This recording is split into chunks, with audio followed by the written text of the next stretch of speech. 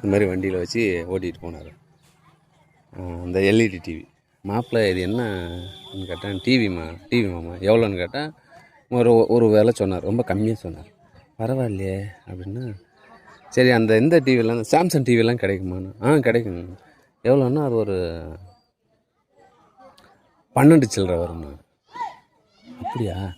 நாம் ஒரு கடையில் விசாரிக்கும். அப்போது 15 ரூபா எப்படி மிஞ்சி மிஞ்சி பேசுனா ஒரு 500 1000 குறைப்பாங்க. 14 ரூபா கிட்ட. ஆமாம், 14 ரூபா வரும். சரி பரவாயில்லையே, இம்மா சீப்பாக இருக்கு. சரி மாப்பிள்ள, நம்மளுக்கு ஒரு டிவி வேணும், இருக்கா கேட்டு சொல்லுங்கள் அப்படின்னு. சரி மாமா, நான் கேட்டு சொல்கிறேன் அப்படின்னா. சரின்ட்டு அப்புறம் மறுநாள் லீவு. மாப்பிள்ளை கேட்டிங்களா? இல்லை மாமா இன்றைக்கி லீவு, நாளைக்கு திறப்பாங்க, நான் கேட்டு சொல்கிறேன் அப்படின்ட்டு. இதான் வரேன். மாப்பிள்ளை கேட்டிங்களான்னு கேட்டேன் மாமா. அவங்க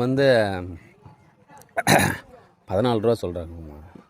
மாப்பிள்ளை உங்களுக்கும் வாங்குங்க, கேளுங்க, நீங்கள் தானே சொல்லுவீங்க 12 சில்லரை வரும்னு. இல்லை மாமா, அது எனக்குன்னா தான் அது, கஸ்டமருக்குன்னா அந்த வேலை தான். அடப்பாவி, அப்போ நீ வேறு நான் வேறு. கஸ்டமருக்குண்ணா சரி சரிங்க. இதுக்கு மேலே அவர்கிட்ட நம்ம போய் அதை பற்றி டிஸ்கஸ் பண்ணுறதோ பேசுகிறதோ உரையாடுறது நமக்கு சரியில்லைன்னு படுது.